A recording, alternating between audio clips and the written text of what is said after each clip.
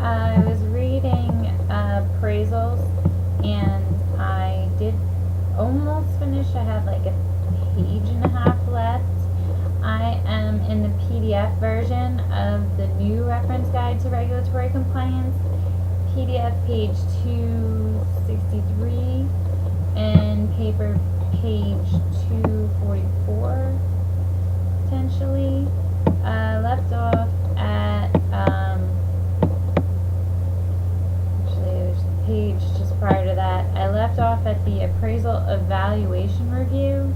No, I left off at J, the use of existing appraisals within the.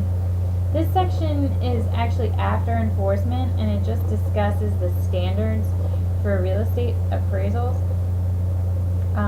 J, use of existing appraisals. Institutions must establish standards for using existing appraisals to support subsequent transactions, including the factors that will determine when a new appraisal should be ordered. K, appraisal evaluation review. 1. Institutions must review appraisals and evaluations as a part of the credit review process to determine their compliance with the regulation and their reasonableness.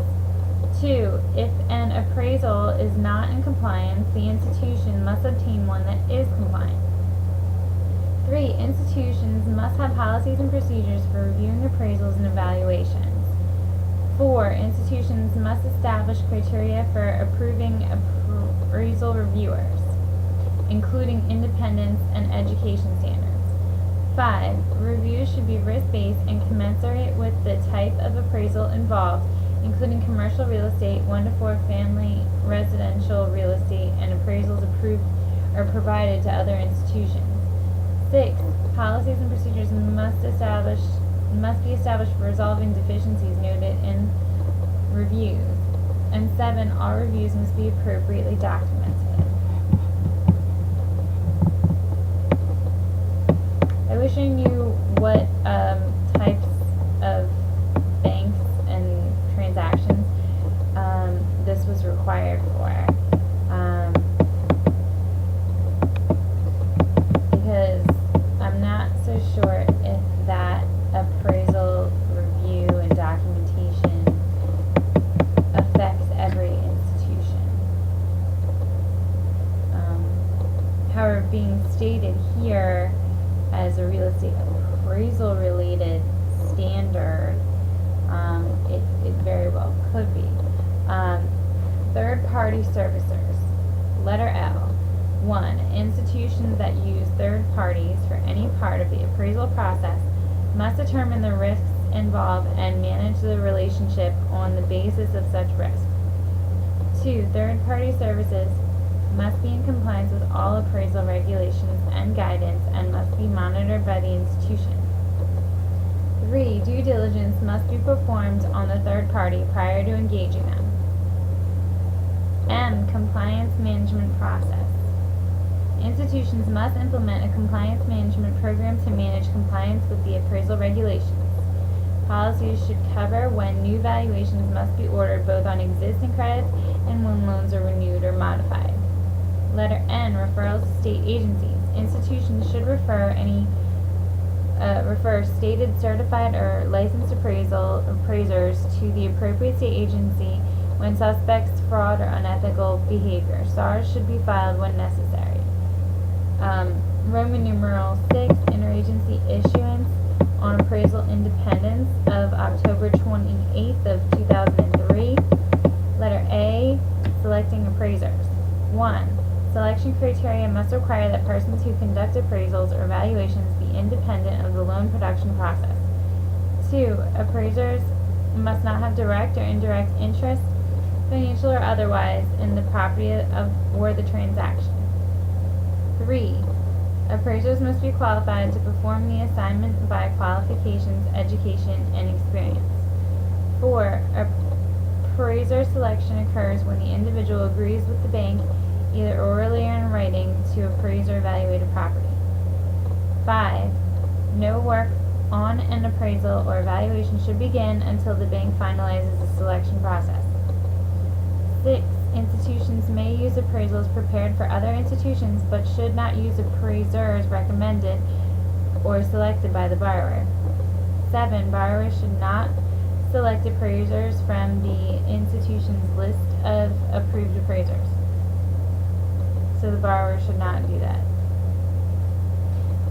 8. Institutions may not use appraisals prepared by an individual selected or engaged by the borrower. 9. Readdressed appraisals are prohibited. 10. Individuals in the bank who are unconnected to or independent of the loan production staff should oversee the selection of appraisers and persons providing evaluation services. Bank personnel with sole authority to approve the loan request should not order the appraisal or evaluation of the property. 11. Written engagement letters are encouraged, especially for large, complex, or out-of-the-area appraisals. You see large banks that work in many different market areas actually having some sort of like a lottery, like computer selected selection technology where it rotates from the appraisers in a given area where the transaction, where the property securing the transaction is located. Next page, number 2, reviews should confirm that, I'm sorry, I didn't state that I'm in compliance reviews now. Number 1, banks must maintain effective internal controls that promote compliance with the program standards, appraisal regulations, and appraisal guidelines.